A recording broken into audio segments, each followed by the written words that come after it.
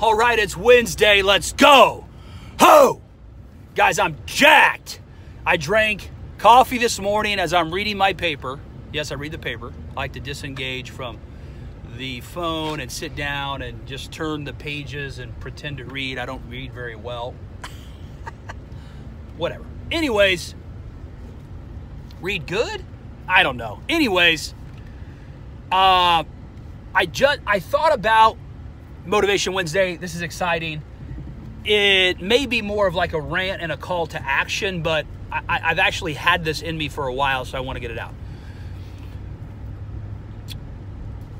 It's only been recently that the approach to humanity has changed because of social media. It's only been very recently, and I know that's oxymoronic because I'm using social media to, in fact, tell this story or promulgate this message. But throughout time, the entirety of humanity has been set up for, it's through struggle, it's through success, it's through hard work, it's through sacrifice that we attain our place amongst the tribe, take our place amongst the people, and then live a good life and move forward.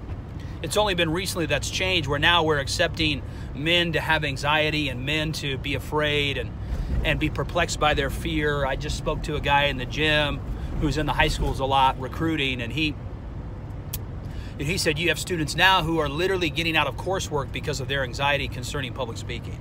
We are advocating and we are rewarding weakness, especially in males. But what I wanted to say was really not necessarily attacking people today. I want to hearken back to how we used to be and how all of our myths, all of our stories, all pertain of our heroes, all pertain, especially our ancient myths, all pertain to sacrifice, struggle, and then ultimately victory. And with the exception of Christianity, there is self-sacrifice in Christianity, but as a Christian myself, the message of Christ is really perfection sent perfection for imperfection. And the sacrifice that Christ did on the cross was actually for all of us. So that's a little bit of a different story. It's actually a good archetypical story for us as humans as well. But I want to focus on the pagan archetypical stories that are more centered around the individual and, again, taking your place amongst the tribe and or developing power and knowledge. So let's go to Norse mythology and Odin. I've actually been thinking about this for a while, and it hit me the other day. It's pretty powerful. At one point, Odin goes to like the well of knowledge or something, or I don't know, he goes somewhere, and he wants knowledge. And what he does, he finds that to gain knowledge, he must sacrifice something. So it's in that moment that Odin plucks out, I think it's his left eye. I'm not sure. I'm not sure on the particulars. But Odin plucks out his eye and sacrifices it, I believe, into the well of knowledge so that he can drink of knowledge and gain wisdom. Here's the on the surface meaning about that is that it's through sacrifice that we gain strength and gain knowledge, but really there's a deeper meaning that hit me the other day about it, and it's really powerful and profound.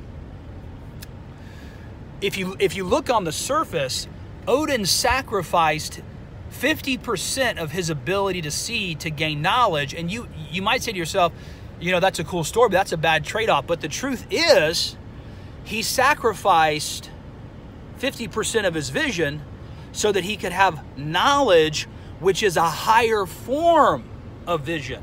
And if you don't believe me, ask any entrepreneur that had an internal vision that saw in their mind's eye and the knowledge in their head where they wanted to go and what they wanted to be, and then the sacrifices they made to get there. See, the truth is, what we see in the Bible, we live by faith and not by sight. So this concept is everywhere. But concerning Norse mythology, when Odin sacrificed his eye for knowledge, he actually gave up 50% of his peripheral vision, his ability to see, but he increased exponentially his knowledge, which is a higher form of sight. It's a higher form of seeing what's to come and what will be or could be. Okay?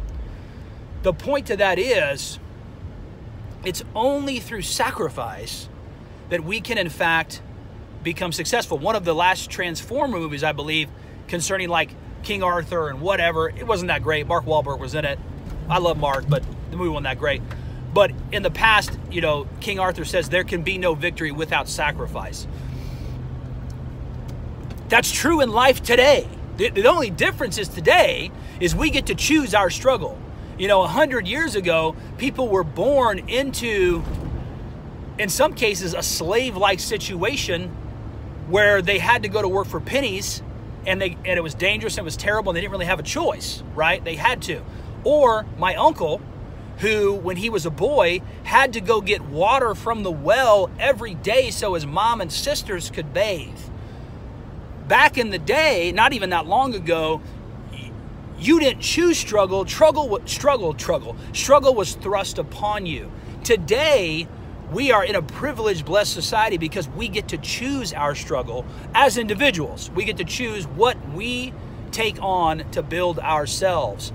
And we need to hearken back, in my opinion, to the stories, the archetypical concepts of, as a Christian, I believe we should be like Christ. Please don't misunderstand. But I also love the stories of Norse mythology and Gilgamesh and all that stuff. It's all fun. It's all exciting. But we need to hearken back to really the story of Odin and sacrificing his eye for knowledge, sacrificed immediate right now sight, sacrificed the present sight for knowledge, which is a future sight, which is a greater type of vision. Okay? And you can do that. I've said it before, the blood of kings and queens flows through our veins. Everything that we need is in us already. All we have to do is call it to order. That's all we have to do. You can do it today. What will you sacrifice? I would encourage you, sacrifice your vision. Don't cut your eyeballs out. Don't do that. But sacrifice what you're seeing. Don't allow your circumstance of what you're seeing to keep you from what you're seeing in your mind and in your spirit. Sacrifice it. Pluck that out. Not literally. I'm speaking figuratively. No one cut your eyeballs out. Don't burn them. Don't hurt them. You have beautiful eyes. Keep them in your head. But don't allow what those eyes see to keep you from what you see in your mind and ultimately in your spirit. It's important, guys. We can win. 2020 is still our year. We're closing it out. We're at the finish line. We can make it. You can make it. I'm making it. You can too. If you've liked the content, like, share, subscribe. If you hated it, send it to someone you hate.